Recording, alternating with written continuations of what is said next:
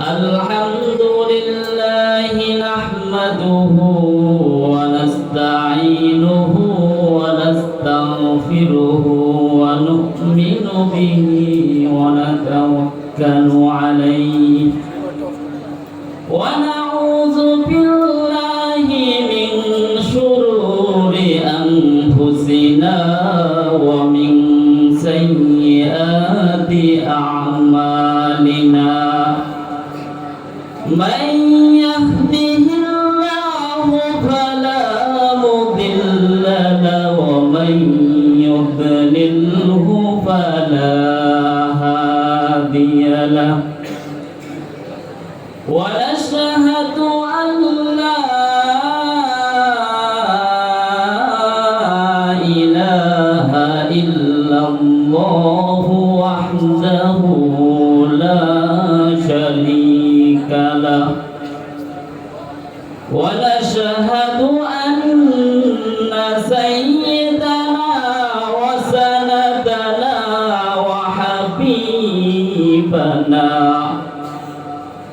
وحبيبنا وطبيب قلوبنا ومولانا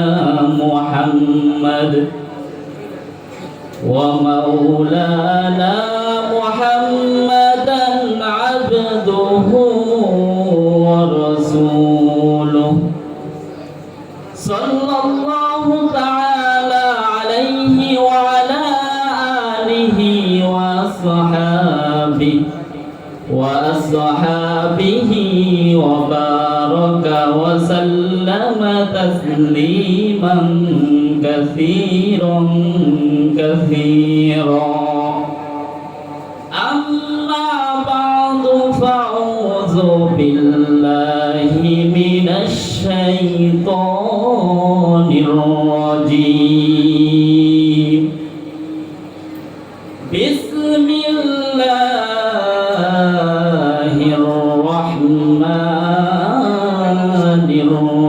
الرحيم قل إن كنتم تحبون الله فاتبعوني يحببكم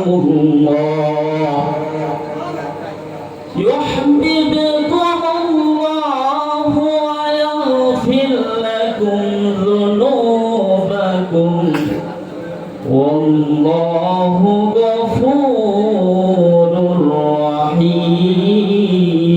رحيم.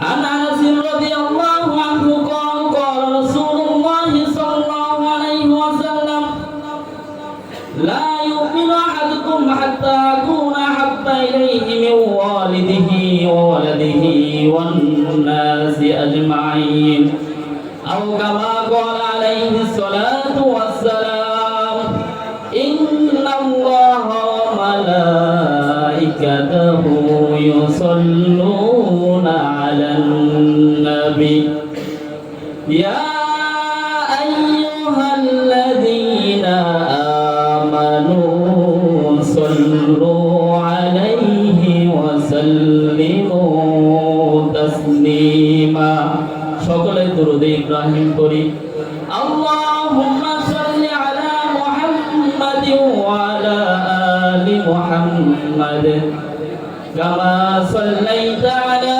ইব্রাহিম ওয়া আলা আলি ইব্রাহিম ইন্নাকা হামিদুম মাজিদ আল্লাহুম্মা বারিক আলা মুহাম্মাদিন ওয়া আলা আলি মুহাম্মাদ কামা إبراهيم وعلى آل إبراهيم إنك حميد مجيد পবিত্র সিরাতুন নবী সাল্লাল্লাহু আলাইহি ওয়াসাল্লামের উপলক্ষে বাৎসরিক শিক্ষামূলক প্রতিযোগিতা অনুষ্ঠানের সম্মানিত সভাপতি বিজ্ঞ বিচারক মণ্ডলী আমার সামনে উপস্থিত বাংলার দূর দূরান্ত থেকে ছাত্র ভাইয়েরা সবাইকে জানাই আন্তরিক মোবারকবাদ। মহান আল্লাহ রাব্বুল আলামিনের দরবারে লাখো কোটি শুকরিয়া জ্ঞাপন করছি যে মহান আল্লাহ রাব্বুল আলামিন আমাদেরকে এমন একটি সুন্দর অনুষ্ঠান করার তৌফিক দিয়েছেন, এর জন্য শুকরিয়া আদায় করি আলহামদুলিল্লাহ। মহান আল্লাহ রাব্বুল আলামিন পবিত্র কালামুল্লাহ শরীফে ইরশাদ করেন, কুল ইন কুনতুম তুহিব্বুনাল্লাহ, হে নবী আপনি বলে দিন যদি তোমরা আল্লাহকে ভালোবাসো, ফাত্তাবিউনি ইউহিব্বুকুমুল্লাহ, আমার অনুসরণ করো তাহলে আল্লাহ রাব্বুল আলামিন তোমাদেরকে ভালোবাসবেন, অর্থাৎ তোমাদের আমলের পূর্ণ প্রতিদান দিবেন। ওয়া ইয়াগফির লাকুম যুনুবাকুম, আল্লাহ রাব্বুল আলামিন তোমাদের গুনাহসমূহকে ক্ষমা করবেন। ওয়াল্লাহু গফুরুর রহিম, আল্লাহ রাব্বুল আলামিন অত্যন্ত ক্ষমাশীল পরম দয়ালু। মহান আল্লাহ রাব্বুল আলামিন এই আয়াত অবতীর্ণ করার কারণ কি? যখন মুশরিকগণ মূর্তি পূজা করতো আর তারা বলতো আমরা মূর্তি পূজা করি আল্লাহ রাব্বুল আলামিনকে ভালোবাসার জন্য, যেন আমরা এগুলোর মাধ্যমে মহান আল্লাহ রাব্বুল আলামিনের নৈকট্য অর্জন করতে পারি। আল্লাহ রাব্বুল আলামিন তাদেরকে এই কথা রোধ করার জন্য আল্লাহ রাব্বুল আলামিন বলেন, হে নবী আপনি বলে দিন আমার অনুসরণ করো, আল্লাহ রাব্বুল আলামিন তাহলে তোমাদেরকে ভালোবাসবেন। যদি তোমরা আল্লাহ রাব্বুল আলামিন রাসূলের অনুসরণ করতে বলেছেন, আমরা যদি রাসূলের অনুসরণ ব্যতীত অন্য কারো অনুসরণ করি তাহলে আল্লাহ রাব্বুল আলামিন আমাদেরকে ভালোবাসবেন না, আমাদের আমলসমূহ আল্লাহ তাআলার দরবারে গ্রহণযোগ্য হবে না। কারণ আল্লাহ রাব্বুল আলামিন পবিত্র কালামুল্লাহ শরীফে বলেন, মা তাকুমুর রাসূলু ফাকুযুহু ওয়া মা নাহাকুম আনহু ফান্তাহু, রাসূল তোমাদের নিকট যা নিয়ে এসেছে তোমরা তা গ্রহণ করো এবং যা তোমাদেরকে নিষেধ করেছে তা তোমরা বর্জন করো। আল্লাহ রাসূল সাল্লাল্লাহু আলাইহি ওয়াসাল্লাম বলেন, লা তাত্তাখিযুল কুবুর মাসাজিদ, তোমরা কবরকে সিজদা করিও না। রাসূল করিম সাল্লাল্লাহু আলাইহি ওয়াসাল্লাম কবরকে সিজদা করতে নিষেধ করেছেন। আমাদের বর্তমান এমন কিছু বন্ড পীর আছে যাদের দরবারে যায় মানুষ সিজদা করে, নারী পুরুষ একসাথে নাচ গান করে, আর তারাও বলে যে আমরা আল্লাহর অনুসরণ করি। আল্লাহ রাব্বুল আলামিন রাসূলের তরিকা অনুসরণ করার কথা বলেছেন। আল্লাহ রাসূল সাল্লাল্লাহু আলাইহি ওয়াসাল্লাম কবরকে সিজদা করতে নিষেধ করেছেন। আর যারা ওই দরবারে যায়, ওই পিশাবের কোন রাসূলের সুন্নাত নাই, তার মধ্যে রাসূলের কোন সুন্নাত নাই, আর যার মধ্যে রাসূলের কোন সুন্নাত নাই, সে ব্যক্তি কখনো আল্লাহর ওলি হতে পারে না, আশিকে রাসূল হতে পারে না। যার মধ্যে রাসূলের সুন্নাত নাই, ওই ব্যক্তি আশিকে শয়তান, কখনো আল্লাহর বন্ধু হতে পারে না। এর জন্য মহান আল্লাহ রাব্বুল আলামিন রাসূলের অনুসরণ করতে বলেছেন। রাসূল সাল্লাল্লাহু আলাইহি ওয়াসাল্লাম কিভাবে রাষ্ট্র জীবন পরিচালনা করেছেন, কিভাবে সামাজিক জীবন পরিচালনা করেছেন, কিভাবে পারিবারিক জীবন পরিচালনা করেছেন, কিভাবে ব্যক্তিগত জীবন পরিচালনা করেছেন, কিভাবে সহপাঠীদের জন্য সহপাঠীদের সাথে তিনি চলাচল করেছেন, প্রত্যেকটা আমাদের জন্য অনুসরণীয়। আল্লাহ রাব্বুল আলামিন বলেন, মান ইউতি'র রাসূলা ফাকাদ আতা আল্লাহ, যে ব্যক্তি রাসূলের অনুসরণ করলো সে ব্যক্তি আল্লাহ রাব্বুল আলামিনের অনুসরণ করলো। এই দ্বারা বোঝা যায় যদি কোনো ব্যক্তি রাসূল করিম সাল্লাল্লাহু আলাইহি ওয়াসাল্লামকে পরিপূর্ণ ভালোবাসে তাহলে সে আল্লাহ রাব্বুল আলামিনকেও ভালোবাসতে পারে। আর যদি কোনো ব্যক্তি রাসূলকে ভালোবাসে না, আল্লাহ রাব্বুল আলামিনকে ভালোবাসতে চায়, তখন কখনো তার ভালোবাসা হবে না। যেমন কোন ব্যক্তি যদি রাসূলের নাম্বার দ্বারা আল্লাহ রাব্বুল আলামিনকে পাইতে চায় তাহলে পাবে। কোন ব্যক্তি যদি ভুল নাম্বার দিয়ে অন্য নাম্বারে নাম্বার ভুল হয়, যেই ব্যক্তিকে কল দিয়েছে ওই ব্যক্তির নাম্বারে যেমন কল দেখবে না। রাসূলের অনুসরণ ব্যতীত যদি কোনো ব্যক্তি অন্য কোনো ইহুদি নাসারার পন্থা অবলম্বন করে, তাহলে আল্লাহ রাব্বুল আলামিনকে ওই ব্যক্তি কখনো পেতে পারে না। এই জন্য রাসূলুল্লাহ সাল্লাল্লাহু আলাইহি ওয়াসাল্লাম বলেন, মান আহাব্বা সুন্নতি ফাকাদ আহাব্বানি ওয়া মান আহাব্বানি কানা মাই ফিল জান্নাহ। যে ব্যক্তি আমার সুন্নাতকে ভালোবাসলো সে আমাকে ভালোবাসলো, আর যে আমাকে ভালোবাসলো সে আমার সাথে জান্নাতে থাকবে। বলেন সুবহানাল্লাহ।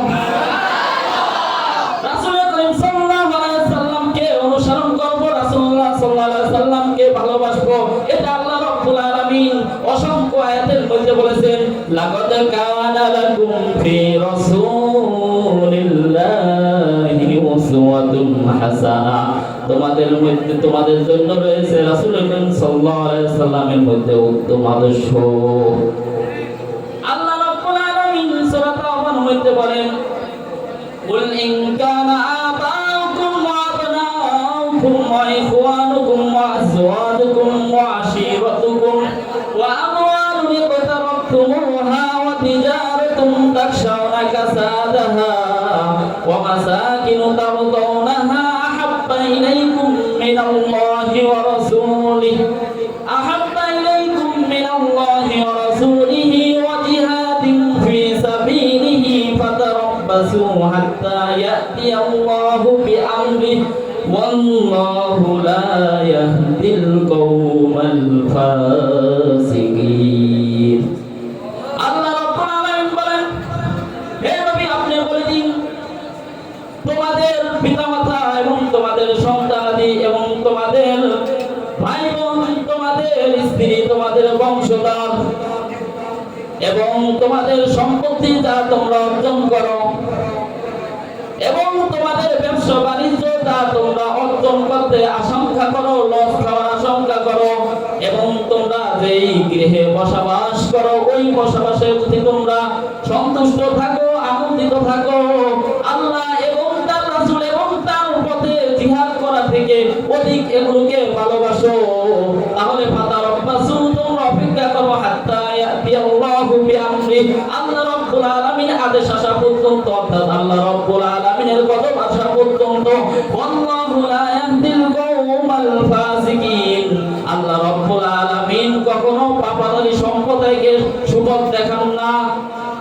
আনাস রাদিয়াল্লাহু আনহু قال قال رسول الله صلى الله عليه وسلم لا يؤمن أحدكم حتى أكون أحب إليه من والده وولده والناس أجمعين।